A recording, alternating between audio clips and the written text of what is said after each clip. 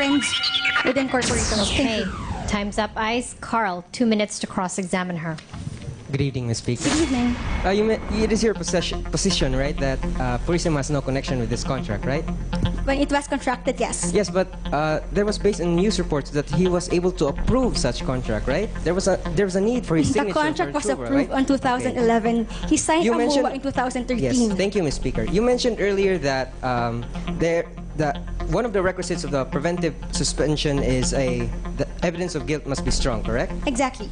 And are you aware that the Supreme Court has consistently held that the determination of whether or not the evidence of guilt is strong is dependent on the discretion of the Ombudsman, correct? Yes, but according to the Capullo thank you, case, Ms. the Speaker. court Yes, can substitute. thank you. It's my right. time to interpolate, Ms. Speaker. And then you mentioned earlier that the preventive suspension should not be issued because there was grave abuse of discretion on the part of the Ombudsman in issuing the preventive suspension, correct? Yes. Okay. And you agree with me that grave abuse of discretion is defined as a capricious and whimsical act of an officer that would tantamount to a lack Yes, or because excess there is of no evidence, jurisdiction. yes. And in this case, do you agree with me that during the investigation, there was first an anonymous complaint filed in the Ombudsman, correct? Oh, and then yes, there was anonymous. an investigation by the fact-finding body, and then they recommended to the Ombudsman that there was sufficient evidence to continue with the investigation. Based on the Ombudsman's press it was based on release, an the only order in the connection is his website of the friendship with one of the Ombudsman, incorporators. Ms. Speaker. And then thereafter, in December, just recently, the Ombudsman issued an order to preventively suspend after the investigation of the fact-finding body, correct? And then again, we would like to reiterate with our argument that with these fact-finding bodies and the Ombudsman, there's a presumption of a regularity in their... Even in the decision of the Ombudsman, the No, only Ms. connection Speaker, is just answer friendship. yes or no. Just answer yes or no. Do you agree with me that from the period of I do not- October I do not and to agree. December... I do not agree. Thank you. Break it up, guys. Carl, you've got 4 minutes now to rebut Eyes and argue the benefits of not issuing a TRO against Purisima's preventive suspension order. Good evening, Your Honors.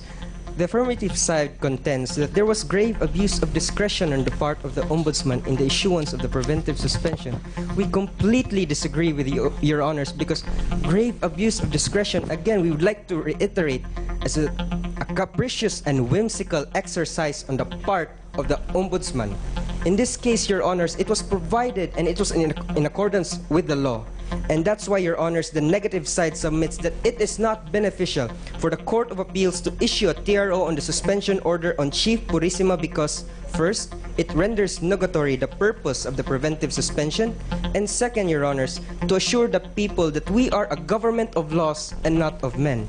For my first argument, Your Honors, the issuance of a TRO will defeat the purpose of the preventive suspension. In the case of Ombudsman versus Pilino, it was held that a preventive suspension is a preliminary step in an administrative investigation. The purpose thereof is to prevent the accused from using his position and the powers of his office to influence potential witnesses or tamper with records which may be vital in the prosecution of the case against him.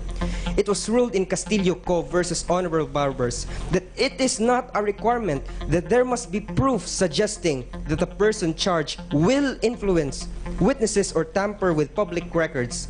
A possibility of interference in the investigation already warrants the imposition of a preventive suspension.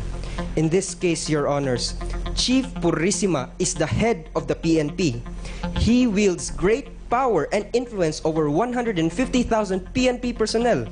If the CA issues the TRO, Chief Purisima shall once again exercise the functions of his office.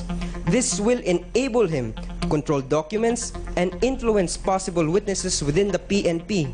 In other words, Your Honor, his return will prejudice the investigation conducted by the Ombudsman.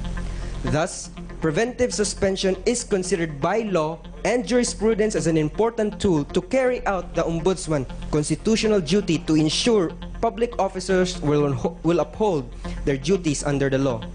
For my second argument, Your Honors, Section 1 of Article 11 of the 1987 Constitution states that public office is a public trust. Public officers must be accountable to the people at all times. In the case of Office of the Administrator versus Dilemos, it was held that public service requires in utmost integrity and discipline. There